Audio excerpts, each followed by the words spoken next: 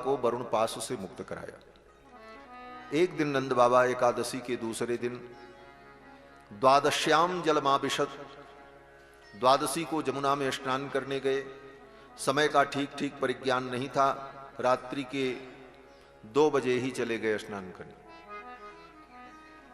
उनको लगा कि सवेरा हो गया, लेकिन रात्रि के 2 बजे तो आसुरी वेला होती। अविज्ञायासुरीं वेलां प्रविष्टमुदकं निशि। आसुरी वेला में नंद बाबा ने जमुना में प्रवेश किया स्नान के लिए। तो वहां वरुण के सेवक असुर, कथा में मैंने कहा था ना, वरुण भी तो असुर ही है, उनके सेवक भी असुर हैं, जल के देवता हैं। तो वरुण देवता के सेवकों ने, असुरों ने कहा ये तो आसुरी वेला है, अभी तो हमारे नहाने का समय है।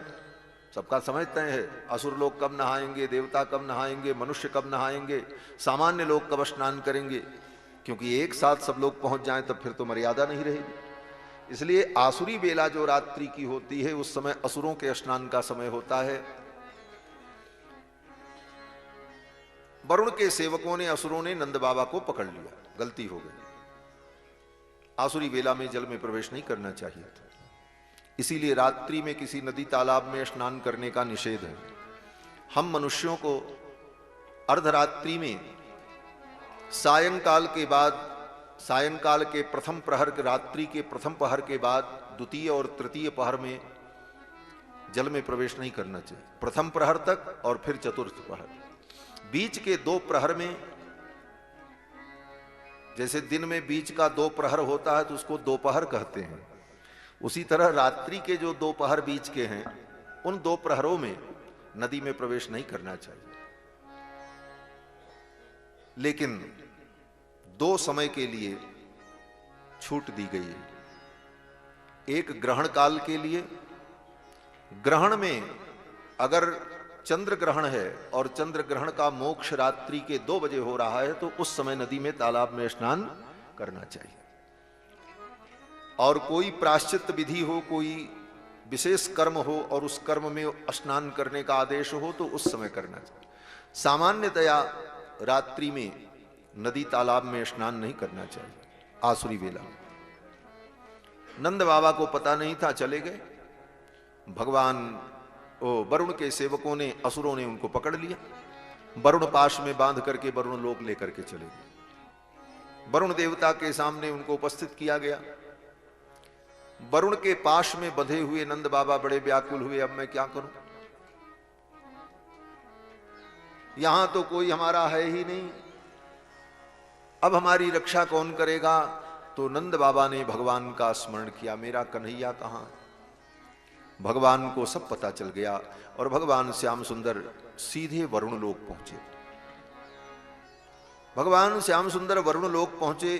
भगवान के पहुंचते ही वरुण देवता अपना आसन छोड़ करके उठ गए और दौड़ करके भगवान को साष्टांग प्रणाम किया। वरुण देवता ने भगवान को साष्टांग प्रणाम किया। नमस्तुभ्यं भगवते ब्रह्मणे परमात्मने, न यत्र श्रूयते माया लोक सृष्टि विकल्पना। हे भगवान, मैं आपको प्रणाम करता हूं, आप मायातीत हैं, सारे जगत के स्वामी हैं, अपनी माया के द्वारा इस संपूर्ण सृष्टि का सृजन संहार पालन करते हैं। ये सब कहते हुए वरुण देवता ने भगवान से क्षमा मांगी। वरुण समझ गए हमारे सेवकों ने गलती कर दी और वरुण देवता ने कहा, अजानता मामकेन कार्येन। हमारे ये जो सेवक हैं, इन सेवकों ने बहुत बड़ी मूर्खता की। अजानता मामकेन मूढ़ेना कार्यवेदिना, आनीतोयम तव पिता तद्भवान छंतुमर्हति। हे भगवान, ये मेरे सेवक बड़े मूढ़ हैं, मूर्ख हैं, इन्होंने बहुत बड़ी गलती की, आपके पिताजी को पकड़ लिया, हम क्षमा मांगते हैं। वरुण देवता ने भगवान से क्षमा मांगी। भगवान ने कहा, ठीक है, हम तो अपने बाबा को लेने आए हैं, इनको मुक्त करो। वरुण देवता ने नंद बाबा को वरुण पास से मुक्त कर दिया और फिर नंद बाबा को लेकर के भगवान वृंदावन आ गए। सखाओं ने कहा, भैया तेरी बड़ी महिमा है, तू वरुण लोक चला गया, वरुण देवता ने तुझे दंडवत की, इतना सम्मान किया, तू साक्षात नारायण है कृष्ण। हम बड़े सौभाग्यशाली हैं कि हमारे बीच में तुमने जन्म ग्रहण किया और तुम्हारा संग मुझे प्राप्त हो रहा है।